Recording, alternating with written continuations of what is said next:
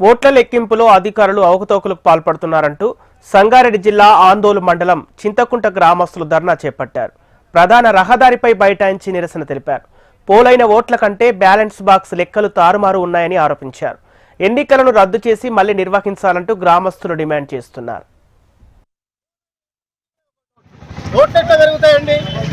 Double ప్లేట్లు వస్తాయి ఓట్లు అనేది మేము అడుగుతున్నాం. ఈరోజు ఎలక్షన్ డిపార్ట్మెంట్ ఏం చేస్తుంది?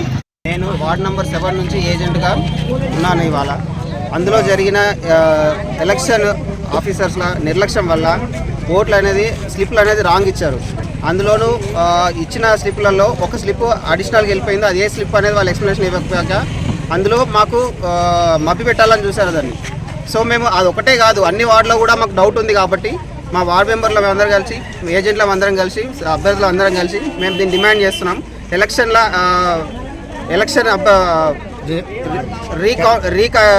కండక్ట్ చేయాలని మేము కోరుకుంటున్నాం.